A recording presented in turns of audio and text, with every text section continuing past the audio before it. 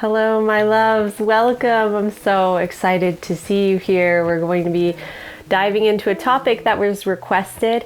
I put out a little note on the community tab of my YouTube page, which I often do. So keep an eye on that tab. I love to utilize that tab. It's one of the few parts of social media I actually like. I like that little community tab because it gives me this lovely minimal layout area for me to talk to you guys directly. One of you said, can you do a video about sustainability on a budget? How can we begin our sustainability journey when we perhaps have a limited budget? A lot of times we can start looking at sustainable products, sustainable clothing especially, and think, oh wow, that's beyond my budget. Especially, I know a lot of you are students. Many of you have talked to me about that. And I know exactly what that's like to have a limited budget, but you want to do something, you want to start somewhere. I was absolutely in that place, and I'm still figuring out more and more economical ways to go sustainable, to have a minimalist lifestyle. So we're going to talk about how to do sustainability on a budget. I hope you have a nice warm drink. It's a chilly morning here in Vermont. Even though it's mid-June now, I'm in a sweatshirt. So I printed out a couple of notes here that I want to go through these bullet points, and then I'm gonna expand on each one. And first I want to talk about clothing because I think that's a big one. And that's one of the topics, that's one of the areas rather, where it can get expensive quickly, right? So you can see on social media, once again, these images we generate of this sleek, minimalist house where we have only sustainable fair trade objects and only sustainable clothing, extremely high-end, expensive clothing and jewelry, and wouldn't you like to be this person? Well, you don't need to be that person. You can very easily begin your own sustainability journey with what you have right now and do that on a budget. And one of the first steps with clothing, in my personal opinion, is to make peace with what you already own. The most sustainable place to start with your wardrobe is what you already have. So the real question to ask yourself is, what is serving you in your wardrobe? What feels good to wear? What are your favorite pieces? I actually talked about this in a video recently when I was talking about decluttering and how I declutter my wardrobe. When I'm deciding what things I want to donate, I'm mainly thinking about what things are not serving me and what serves me the best. The things that are serving me the absolute best are the things I'm going to keep, the things that I am going to continue with into the future because I love those garments, such as what I'm wearing right now. I love this garment. So what are the things you love? Identify those things, and then the things that don't serve you, you can give away. But I would advise you not to give away things simply because, oh, I bought this from a brand that's not sustainable, or this was from an unethical brand and I didn't know it at the time. I own things that are from non-sustainable brands. I own things that are from fast fashion brands that I bought many years ago.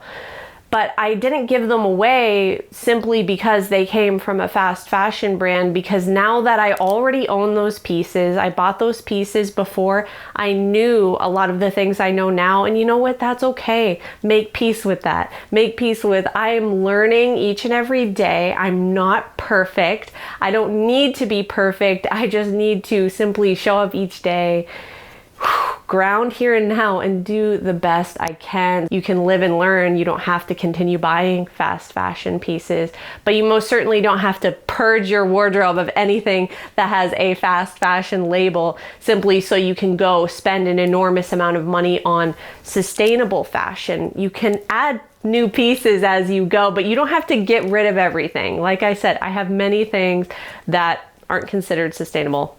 You get where I'm going with this. Start with what you have. It's okay. Next, do your homework on fabrics. This is a big one, and I have heard some people talking about this who are in the clothing industry. Small clothing companies talk a lot about fabric, and I've learned a lot more about fabric talking to these small shop owners who are tailoring fabric, seamstresses who are working with fabrics every day. When I'm talking with these small business owners, they're talking a lot about fabric. So I'm like, okay, what does all this mean? I'm not a tailor, I'm not a seamstress, so I want to learn more about these fabrics here. Not all fabrics are created equal. Some fabrics are farmed and grown in a much more sustainable way with far fewer chemicals than other materials. So do your research, do your homework. I am still learning. I am at like the first baby steps of learning about fabrics, but I do know that things like recycled, organic, or regenerative cotton, really, really good. Organic hemp and linen, another good option. So things that say maybe just like, oh, this is bamboo, so this is sustainable, or oh, this is cotton, so it's sustainable. Dig into it a little bit more. Learn about how is cotton being grown? How is bamboo being grown? Are these really the most sustainable options? And another thing to keep in mind is that a lot of these materials go through very extensive chemical processes unless they say organic on them. So we don't want to expose ourselves to chemicals unnecessarily. And our skin, I mean, our skin is our largest organ. It's living and breathing. We're absorbing through our skin. That's why you put lotion on your hands. It absorbs right into your skin. That's why you want to make sure what you're putting on your skin is good for you. But chemical laced fabric that sits on your skin all day is not a good thing. So check out some organic options. And one of the best things about researching the fabric, that can be your first step toward going more sustainable, is buying sustainably farmed materials, sustainably grown and manufactured materials. And you can find these things in places like TJ Maxx and Home Goods and Marshalls and things like that. I'm not saying I support any of these companies. I don't know anything about them, but I do know that for some of you who are shopping with a certain budget in mind, you can still look for these more sustainable options inside of stores like this and find them. Also thrift shops, consignment stores. You'll still be able to check on the label if you see things that are organic linen or organic hemp, organic or regenerative cotton. Those are all really good things. So you can keep an eye out for them and probably get some really good deals while you're at it. In that same vein, pay attention to how it's made and where it's coming from. This is a really important one. This one's very near and dear to my heart and one of the number one things I look for, because there are some areas, regions, and countries that are much, much higher for labor abuse than other countries. And I'm going to link below a couple of articles on this exact topic. Places like the Good on You directory and fairtrade.com, I believe is the domain name.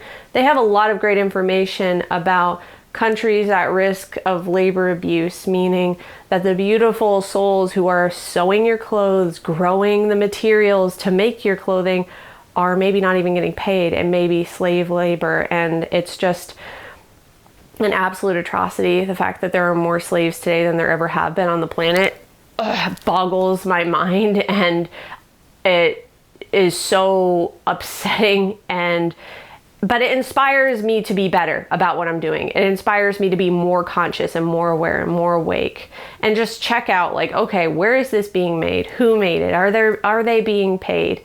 And that's one of the most important steps you can take toward buying more sustainably, is not only what kind of fabric is this? Is it sustainable? But where is it being made? And is whoever made it being paid a fair living wage so that they can take care of themselves and their family? It's a great question to ask. I will link resources below, so make sure you check those out.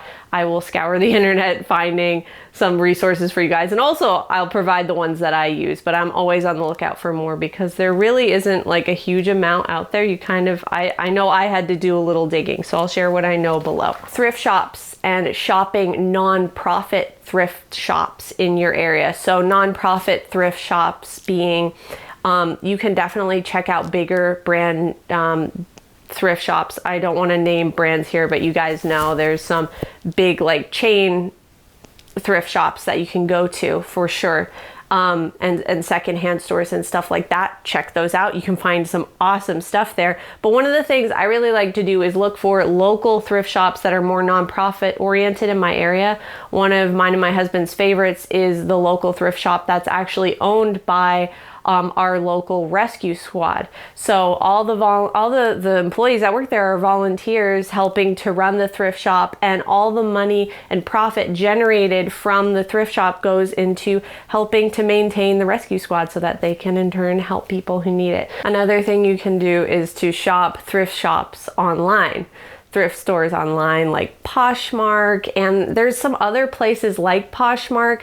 I've never used Poshmark. I know my sister used it at one time, and she said it was a kind of cool place to find some interesting, funky, vintage and used clothing and accessories and stuff like that. I think they have a pretty big variety. There's other websites like that too. So if you don't have a thrift shop in your immediate area, or you live very rurally and there's nothing like that available, that might be a good idea to check out some online thrift shops. There's also marketplaces on social media platforms. I believe Facebook has something like that, and there's probably other things out there, social media type of things that are for thrift shops and marketplaces and online yard sale type of things.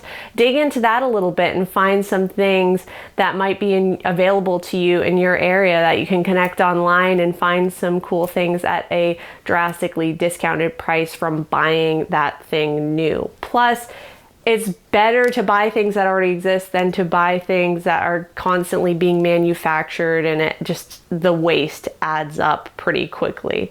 So anytime I can buy something used, I'm going to buy it used if I'm able to, either in person or online. Another option is Etsy, which can be very budget friendly. Sometimes it can get a little expensive. It really ranges widely. There's a huge variety of small businesses on Etsy that offer sustainable clothing.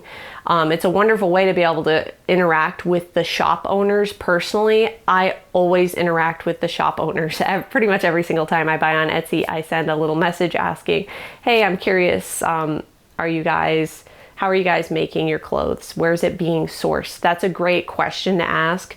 A bad question to ask is your clothing ethical? Because that's such a broad question that it can easily be answered like, yeah, it's ethical, because it's really a matter of opinion, and everyone's opinion of what's ethical ranges really widely. So what I ask is, where are you sourcing your materials from?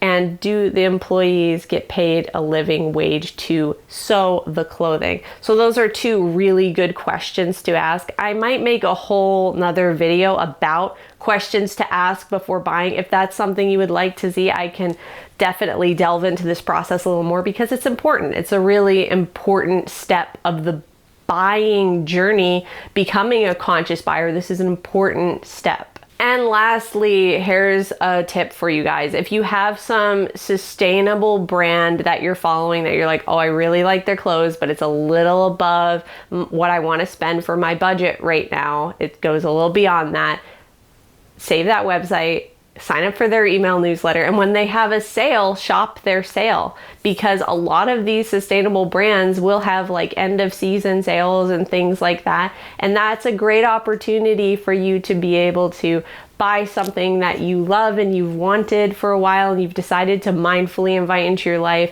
at a lower price point. So now moving on to food, and I know food is like a whole huge topic by itself. I want to breeze through a few things that have really helped me to become a more conscious shopper when it comes to buying groceries. First and foremost, shop as local as possible. Go to your local farmers markets, go to farm stands, go directly to farmers if you can. If you live in an urban area and you're like, there aren't any farms, check out, do you have a co-op? Do you have some local small health food stores that source from farmers?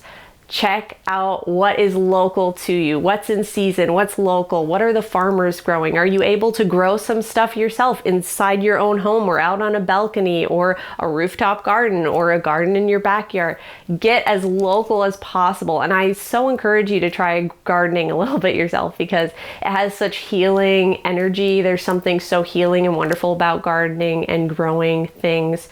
Even if it's just a small portion of what you're actually going to be consuming, it's a beautiful practice. But support your local farmers. Support what is locally happening around you. This is your ecosystem. This is the nucleus in which you exist, and that's what's nourishing you and keeping you alive.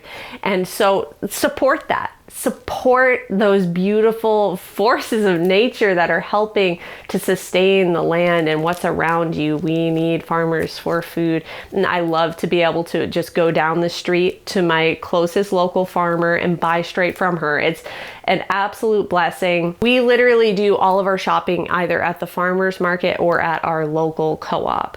So we go to the farmer's market once a week. We get as much produce as is in season as we can. And then anything that we're missing or any complicated ingredients that are a little more funky or hard to get, we go to our co-op to get those things. You can also, in many places, join a co-op or a community garden. So our co-op, we get a big discount off of a lot of what we buy. And we get a little like percentage back at the end of every fiscal year, because you're actually like, you kind of own a small share of the co-op. So that's how a co-op works. And I know I'm not saying this very well because I'm not an expert on it, but because you like own part of the co-op, it's owned by all the co-op shareholders, if that's the right word. You're helping to sustain and support the co-op with your membership. So you end up saving on a lot of groceries, and in some cases you get a little bit back at the end of the year. So you end up saving quite a bit of money. And another thing co-ops are great for, but health food stores have this too, is buy in bulk. This is one that has helped us save so much money because we just bring our own bags and our own jars and we buy everything in bulk. Nuts, seeds, granola, grains, rice, oatmeal, all those things we get in our own containers in the bulk section, and it saves so much money because you're not paying for the packaging that it comes in. And not only that, you're cutting way back on waste. It's literally a zero waste way to buy these kitchen essentials because you don't have any packaging involved. You don't have to repeat buy packaging. When you think about it, over the years of buying something really generic like a box of rice or a box of oatmeal, you have all this packaging accumulating because you have to keep buying it over and over again, and you're spending so much money just on the packaging alone. So if you can cut out the packaging, you end up saving quite a bit of money just by buying in bulk. If you don't have a health food store or a co-op available to you, you can also buy from health food stores online, such as Hive, which is a website I recently bumped into through my mom, actually. I haven't bought anything from them myself. My mom bought some groceries from there, and she's like, oh, I want to show you this cool website I found. I bought some groceries from them. 100% recyclable packaging, very low waste. Loved the way everything was packaged. And on their website, they have a huge, on each item, they show you who made it, where it comes from, totally transparent. I had never seen a layout as good as theirs on any health food website. So I'm going to link that below, because if you don't have access to a health food store, this would be a great place to start shopping online. And I know I will probably utilize it in the future for harder to find items that we can't find up here in the Vermont mountains, because sometimes your co-op just doesn't have it.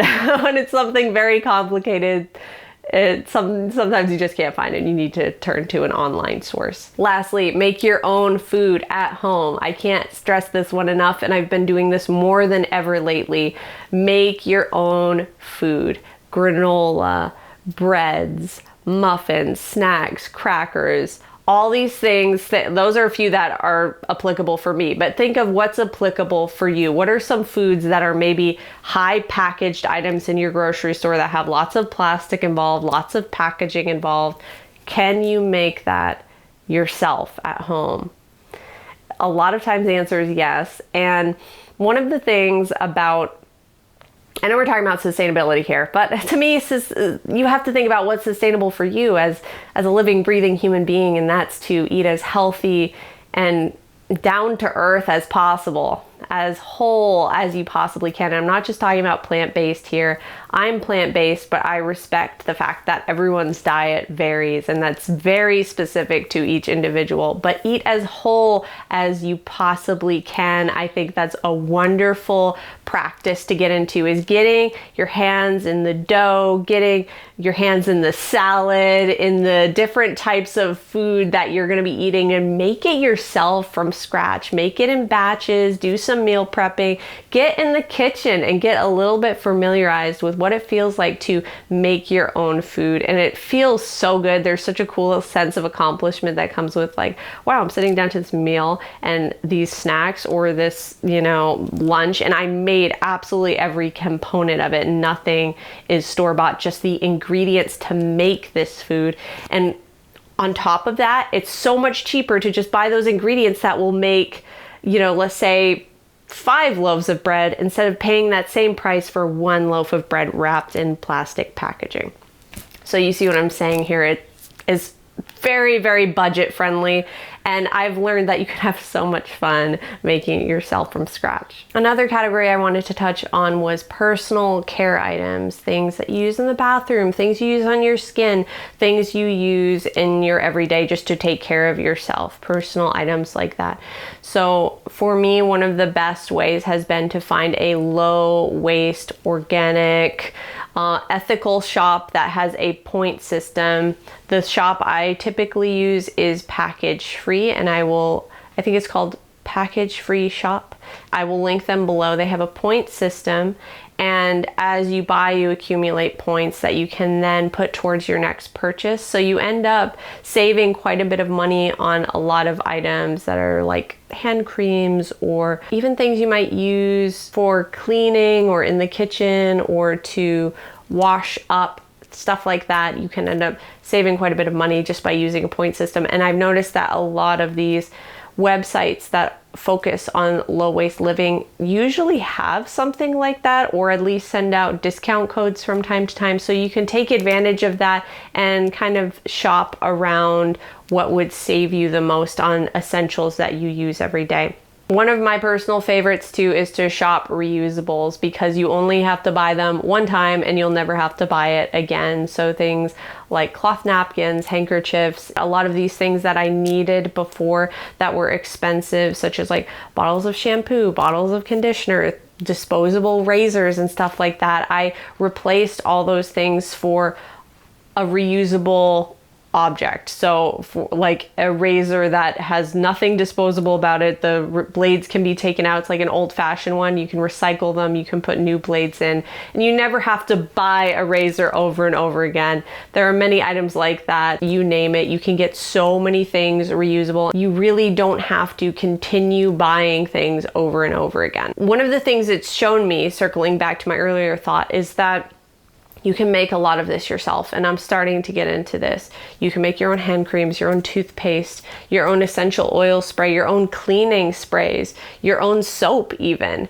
And these are all things that I'm beginning to explore, and I'm having so much fun learning about them, because you can, like I was saying about the food, buy the ingredients to make those things once or maybe once a year, and then you can make them an unlimited amount of times rather than buying them over and over again, often in packaging that you're having to pay for.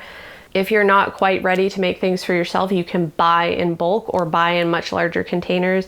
I buy a hand lotion that you can actually send back and have it refilled in the same bottle. So you're not having to pay for the bottle over and over again. You're just paying for that amount of substance. And if you're buying a lot more of it in like a larger container, you get a much better price than if you were buying it in these little tiny containers that you see things sold in. You're really just mostly paying for the little cute, aesthetically pleasing container. So buy in bulk whenever you can. It is the most cost-effective way to buy anything from food to skincare products. Last category is furniture and other objects and products. I would recommend checking out thrift stores, consignment shops, tag sales, and yard sales, which that can be a great way to find so many cool treasures and things that you won't be able to find anywhere else. You end up with such a cool, eclectic look when you shop in places like yard sales, tag sales, antique shops. And you are not buying anything new. You're buying things that have already existed for a long time, and you're breathing new life into those things. I love that concept of taking something really old that has had so much history and so many different lives, and now you're inviting it into your home, into your heart, into your life, and breathing new life into it rather than letting it end up somewhere sad like a landfill.